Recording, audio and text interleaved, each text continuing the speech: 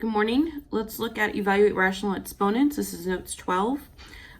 We went over the definition of exponent. Basically, it's a number expression raised to a symbol, which is either a number or expression, and it's an indication of multiplication and multiplicity.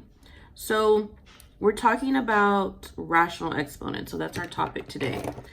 And our rational exponents, it says if m and n, remember m and n are rational numbers, so and a and b are real numbers, so a and b are going to be the base or the bases, and then all expressions used are defined. So these are the different expressions. So basically what I'm going to do, we're going to go over the rules, and I'm just going to give you a real world example. Product of powers is the first one. So in this one, you're going to add the m and n. An example of this would be x to the 4th times x to the 9th. So when you get this together, it's x4 plus 9 equals x to the 13th. The next one would be the power of a power. Power of a power basically means that something's in parentheses. So this means multiplication. An example of this would be, say you had 4x squared and then all of that to the 3rd. So what you would do is say you're going to distribute the 3 into the parentheses. So it'd be 4 to the 3rd and then x 2 times 3, 4 to the 3rd, x to the 6th. And then if we simplify that some more, it'd be 64 x to the 6th. Next is power of a product. Power of a product is almost the same thing because this is multiplication. So say we had to adjust with the variables, and I said x to the 3rd, y to the 7th, all of that to the 5th. And I'm going to distribute the 5 into the parentheses, x to the 3 times 5, y to the 7 times 5, x to the 15th, y to the 35th. The next one is the zero product, and you can do this with a variable or a number as the base. Let's say we had z to 0 power, that would equal 1. So we had 2 to the 0 power, that would also equal 1. And then you have the negative exponent. So a negative power is very unique because it creates a fraction.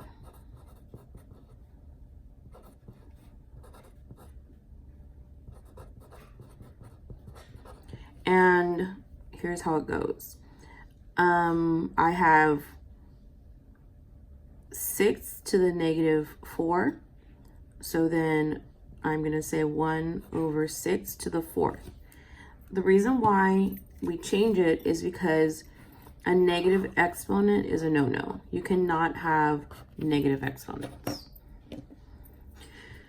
Okay, then you have quotient of powers. This is subtraction. So the bases need to be the same. So this is the same base.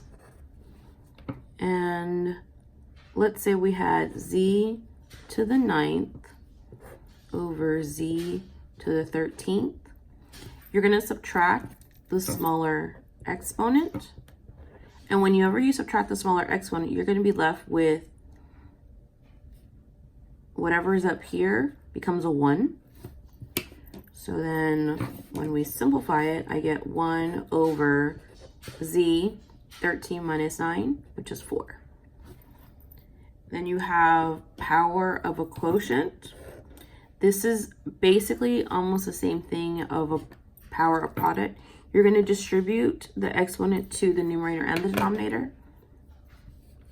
So suppose I had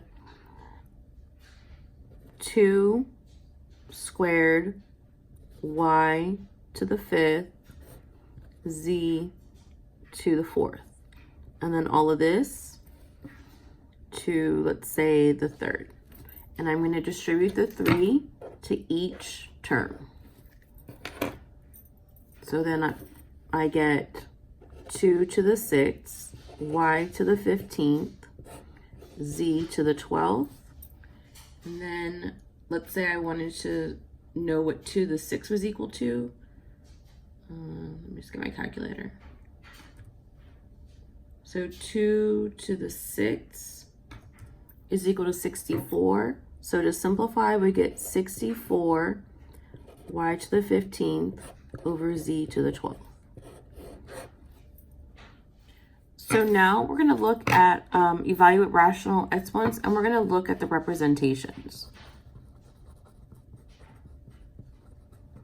So the representations you have are going to be mathematical.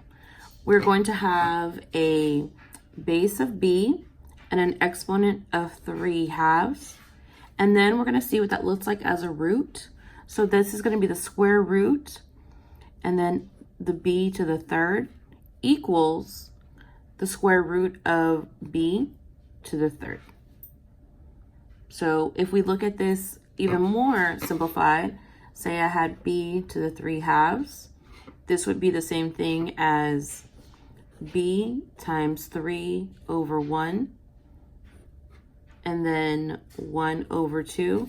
Remember, these are still exponents, equal to b, and then we can switch these to the 1/2 times 3 over 1.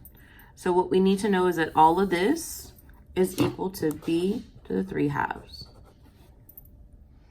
Okay, so let's look at A. So example A is 16 to the 1/4. So basically, this is going to be your power, and this right here is going to be your index of the root. And when we put this all together, I'm going to have 16 to the 1st power to the 4th root. Now, the root basically means the groups. So what I mean by groups is that we're going to break down the 16 into prime factors. So you need to know your multiplication tables. So that's a prime factor. So if I have the 4th root and I break down 16, I want to try and get 4 groups that are prime, or a group of 4. So it's 2 times 2 times 2 times 2. I have 4 of the same factor in my group. So when I simplify, my solution is 2. Because I only need to use 1, 2 to represent the group of 4. So if I take the 4th root of 4 of the same factors, I just get a 2. Okay, now we're going to do example B, and this is 625 to 1/4. If I convert to radical form, I'm going to get 625 to the 4th root, and then I'm going to break down the prime factorization. So I'm going to get 5 times 5 times 5 times 5. 25 times 25 is 625. This is the 4th root. I have one group of 4, so my answer is going to be 5. Okay, for C, you have 32 to the 7/5. Okay, so that's going to be 32 to the 7th power, and then the 5th root. So first, let's expand the 32. So 32, 32, 32, 32, 32, 32, and 32. So I have 7 of those there. If I might look for my first group of 5, I have 5 of them right here. So then I simplify and say 32/5, and then 32 squared. But here's the thing with 32. 32 is equivalent to 2 to the 5th. You just need to know that.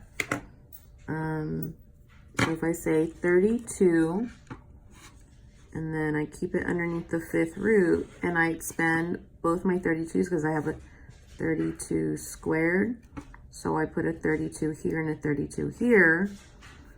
That's 2 times 2 times 2 times 2 times 2.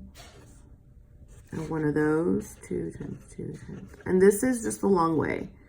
It's much easier if you already know these. So then I take out a 2 from here and a 2 from here.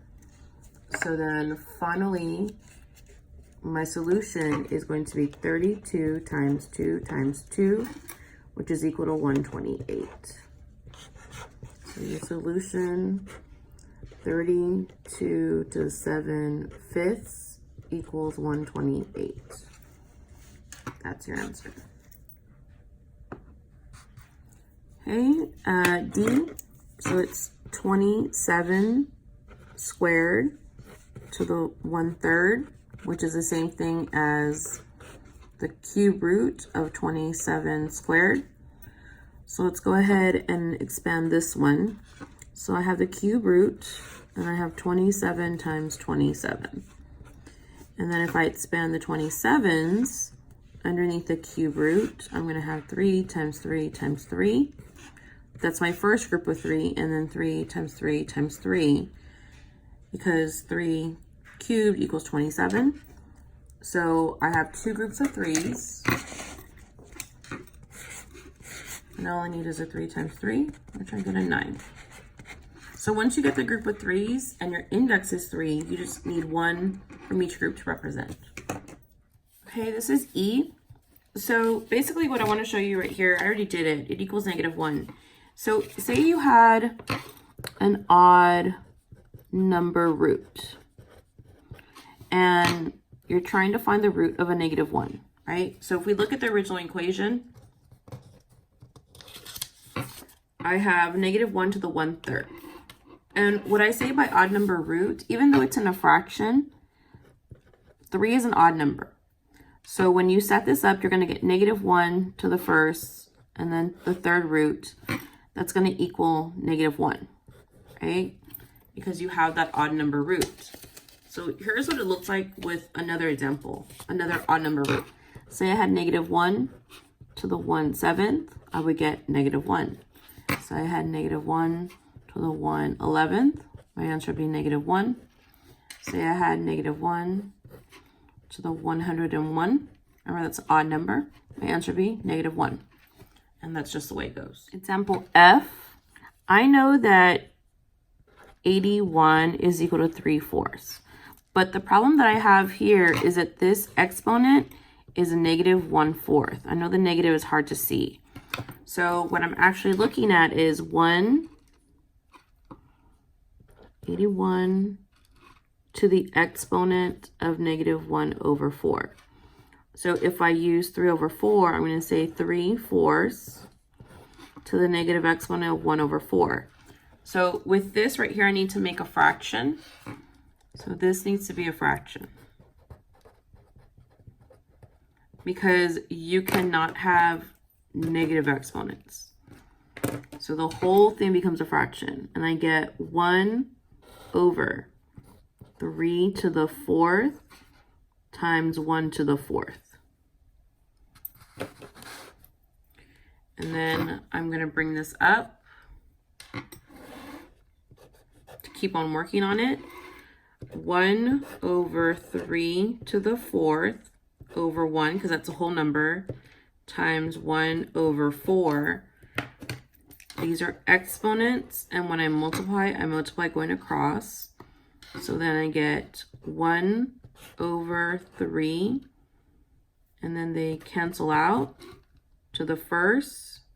My answer is going to be 1/3.